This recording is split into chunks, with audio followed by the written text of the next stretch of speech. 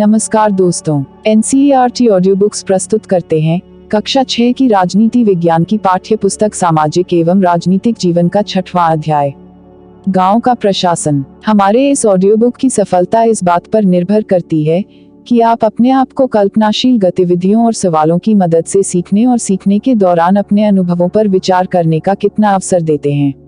तो आइए अब शुरू करते हैं 6वां अध्याय, गांव का प्रशासन। भारत में 6 लाख से अधिक गांव हैं। उनकी पानी, बिजली, सड़क आदि की जरूरतों को पूरा करना कोई आसान काम नहीं है। इसके अलावा जमीन के दस्तावेजों का रखरखाव करना पड़ता है और आपसी विवादों को भी निपटाने की जरूरत पड़ती है। इन सब की व्यवस्था के लिए गांव का प्रशासनिक ढांचा होता है।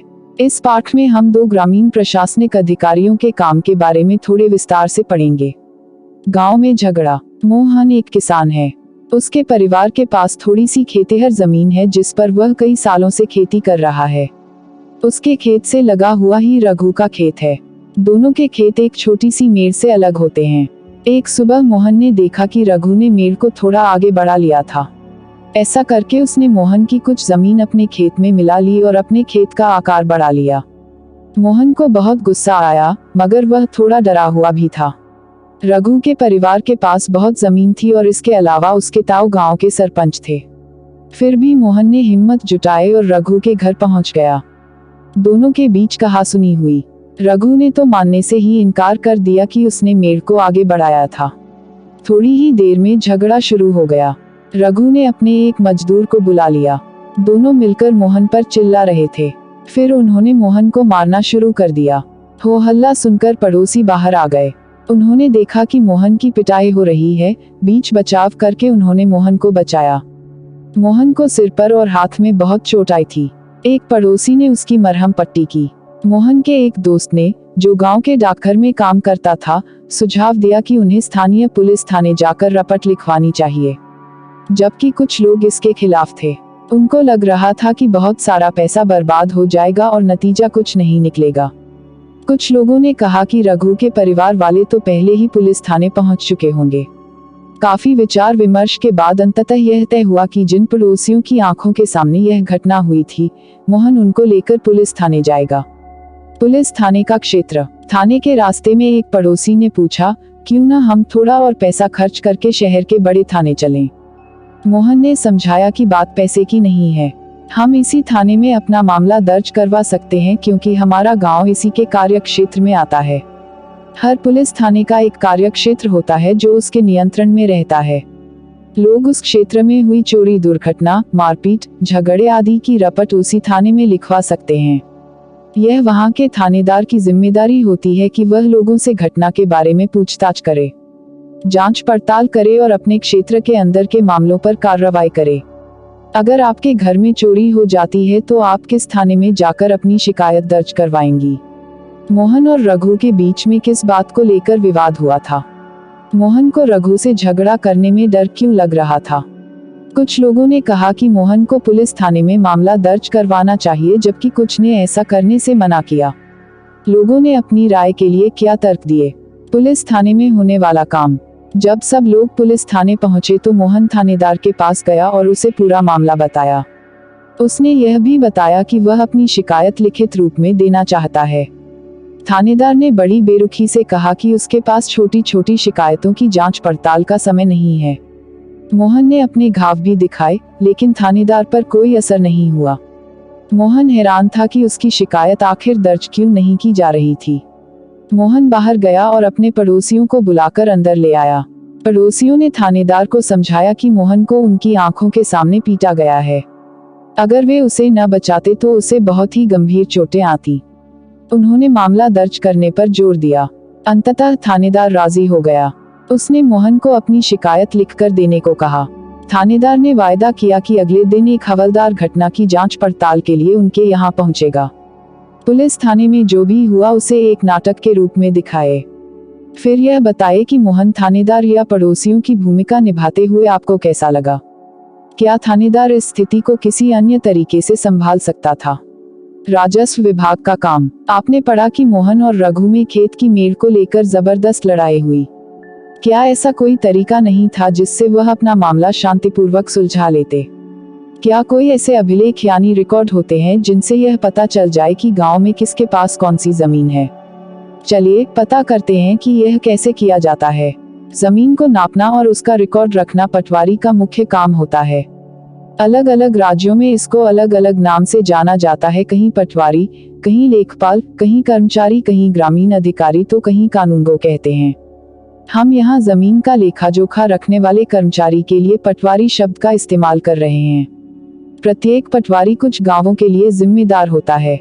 अगले पृष्ठ पर दिए गए नक्शे और उसके अनुसार बने खसरे यानी रजिस्टर के विवरण को देखिए। यह पटवारी द्वारा रखा गया गांव के लोगों की जमीन के रिकॉर्ड का एक हिस्सा है। आमतौर पर पटवारियों के पास खेत नापने के अलग अलग तरीके होते हैं।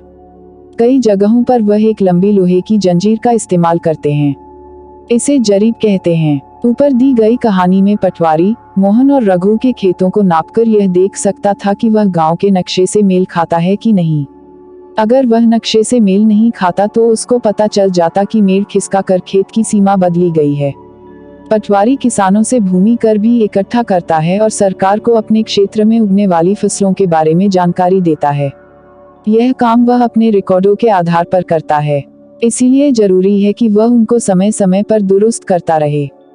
किसान कई बार फसल बदल देते हैं, कुछ और उगाने लगते हैं या कोई कहीं कुआं खोद लेता है। इन सब का हिसाब रखना सरकार के राजस्व विभाग का काम होता है। इस विभाग के वरिष्ठ लोग इस काम का निरीक्षण करते हैं। भारत में सभी राज्य जिलों में बंटे हुए हैं। जमीन से जुड़े मामलों की व्यवस्था के लिए इन जिलों को और भी छोटे खंडों में बांट दिया जाता है। जिले के उपखंडों को कई नामों से जाना जाता है, जैसे तहसील, तालुका इत्यादि। सबसे ऊपर जिला अधिकारी होता है और उसके नीचे तहसीलदार होते हैं। उन्हें विभिन्न मामलों को निपटाना होता है। वे पटवारी के काम का निरीक्षण करते हैं और यह सुनिश्चित करते हैं कि रिकॉर्ड सही ढंग से रखे जाएं और राजस्व यानी विभिन्न तरह के कर इकट्ठा होता रहे। वे यह भी देखते हैं कि किसानों को अपने रिकॉर्ड की नकल आसानी से मिल जाए। वे विद्यार्थियों को जरूरत पड़ने पर जाति प्रमाण पत्र आदि भी जारी करते हैं। तहसीलदार के दफ्तर में जमीन से जुड़े विवाद के मामले सुने जाते हैं। किसानों को अक्सर अपने खेत के नक्शे और रिकॉर्ड की जरूरत पड़ती है। इसके लिए उनको कुछ शुल्क देना पड़ता है। किसानों को इसकी नकल पाने का अधिकार है। हालांकि कई बार उनको ये रिकॉर्ड आसानी से नहीं मिलते। लोगों को इसको हासिल करने में कई मुश्किलों का सामना करना पड़ता है। कई राज्यों में ये सारे रिकॉर्ड कंप्यूटर में डालकर पंचायत के दफ्तर में रख दिए गए हैं ताकि वे आसानी से लोगों को उपलब्ध हो सकें और नई सूचनाओं के अनुसार नियमित रूप से दुरुस्त होते रहें। आपको क्या लगता है कि किसानों को इस रिकॉर्ड की जरूरत कब पड़ती होगी? नीचे दी गई स्थितियों को पढ़िए और उन मामलों को पहचानिए जिनमें जमीन के रिकॉर्ड अनिवार्य होते हैं। यह भी बताइए कि वे किस लिए जरूरी हैं। पहला, एक किसान दूसरे किसान से जमीन खरीदना चाहता है। दूसरा, एक किसान अपनी फसल दूसरे को बेचना चाहता है। तीसरा, एक किसान को अपनी जमीन में कुआं खोदने के लिए बैंक से कर्ज चाहिए। चौथा, एक किसान अपने खेतों के लिए खाद खरीदना चाहता है। पांचवा, एक किसान अपनी जमीन अपने बेटे एवं बेटियों में बांटना चाहता है। एक नया कानून, हिंदू अधिनियम धारा 2005। जब हम उन किसानों के बारे में सोचते हैं जिनके पास जमीन है तो आमतौर पर हमारे ध्यान में पुरुष होते हैं। महिलाओं की हैसियत खेतों के काम में एक मददगार भर की मानी जाती है। उनके बारे में जमीन के मालिक के रूप में कभी नहीं सोचा जाता। अभी तक कई राज्यों में हिंदू औरतों को परिवार की जमीन में हिस्सा नहीं मिलता था। पिता की मृत्यु के बाद जमीन बेटों में बांट दी जाती थी। हाल ही में यह कानून बदला गया है। नए कानून के मुताबिक हिंदू परिवारों में बेटों, बेटियों और उनकी मां को जमीन में बराबर हिस्सा मिलता है। यह कानून सभी राज्यों और केंद्र शासित प्रदेशों में भी लागू होगा। इस कानून से बड़ी संख्या में औरतों को फायदा होगा। उदाहरण के लिए सुधा एक खेतिहर परिवार की सबसे बड़ी बेटी, वह शादीशुदा है और पास के गांव में रहती है।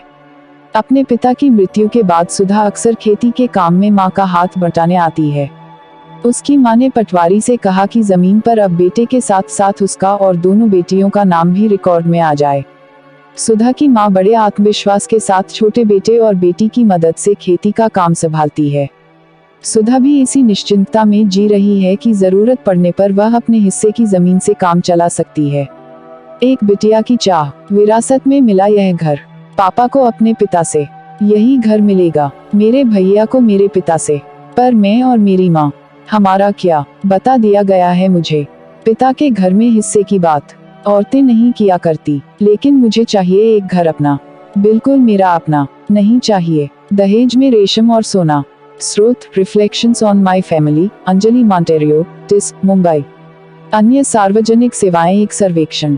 इस पाठ में हमने सरकार के कुछ प्रशासनिक कार्यों के बारे में पढ़ा, खासकर ग्रामीण क्षेत्र के संदर्भ में। पहला उदाहरण कानून व्यवस्था बनाए रखने के बारे में था और दूसरा जमीन के अभिलेखों की व्यवस्था के बारे में। पहले मामले में हमने पुलिस की भूमिका का परीक्षण किया और दूसरे में पटवारी की भूमिका का। इनके काम का विभाग के अन्य लोगों द्वारा निरीक्षण किया जाता है, जैसे पुलिस अधीक्षक या तहसीलदार। हमने यह भी देखा कि लोग कैसे इन सुविधाओं का इस्तेमाल करते हैं और उन्हें किस तरह की समस्याएं आती हैं। इन सेवाओं का उपयोग कानूनों के अनुसार होना चाहिए। आपने संभवतः सरकार के अन्य विभागों द्वारा दी जा रही सार्वजनिक सेवाओं को देखा होगा। अपने गांव या क्षेत्र के लिए दी जा रही सार्वजनिक सेवाओं की एक सूची बनाएं। दुग्ध उत्पादक समिति, राशन की दुकान, बैंक, पुलिस थाना, बीज और खाद के लिए कृषक समिति, डाक बंगला, आंगनवाड़ी, बालवाड़ी, सरकारी स्कूल, प्राथमिक स्वास्थ्य केंद्र, अस्पताल इत्यादि। 3 सार्वजनिक सेवाओं पर जानकारी इकट्ठी कीजिए और अपनी अध्यापिका के साथ चर्चा कीजिए कि इनकी कार्य प्रणाली में कैसे सुधार किया जा सकता है। अभ्यास। पहला सवाल, पुलिस का क्या काम होता है? दूसरा सवाल, पटवारी के कोई 2 काम बताएं। तीसरा सवाल, तहसीलदार का क्या काम होता है? चौथा सवाल, एक बिटिया की चाह कविता में किस मुद्दे को उठाने की कोशिश की गई है? क्या आपको यह मुद्दा महत्वपूर्ण लगता है? क्यों? पांचवा सवाल, पिछले पाठ में आपने पंचायत के बारे में पढ़ा। पंचायत और पटवारी का काम एक दूसरे से कैसे जुड़ा हुआ है? छठवां सवाल, किसी पुलिस थाने जाए और पता कीजिए कि यातायात नियंत्रण, अपराध रोकने और कानून व्यवस्था बनाए रखने के लिए पुलिस क्या करती है, खासकर त्योहार या सार्वजनिक समारोहों के दौरान। सातवां सवाल, एक जिले में सभी पुलिस थानों का मुखिया कौन होता है? पता करें। आठवां सवाल, चर्चा कीजिए कि नए कानून के तहत महिलाओं को किस तरह फायदा होगा। नौवां सवाल, आपके पड़ोस में क्या कोई ऐसी औरत है जिसके नाम जमीन जायदाद हो? यदि हाँ, तो उसे यह संपत्ति कैसे प्राप्त हुई? अगर हमारी ये ऑडियो बुक आपको पसंद आ रही है तो आप इस ऑडियो बुक को उन्हें भी शेयर करें जिसको इसकी जरूरत है, जिससे वो भी इसका लाभ उठा सकें। आपने इस ऑडियो बुक को ध्यान से सुना, उसके लिए आपका धन्यवाद। अब हम आपसे मिलेंगे इसी पाठ्यपुस्तक के 7वें अध्याय में, जिसका नाम है नगर प्रशासन। तब तक के लिए खुश रहिए, मस्त रहिए और खूब मन लगाकर पढ़ाई कीजिए। जय हिंद, जय भारत।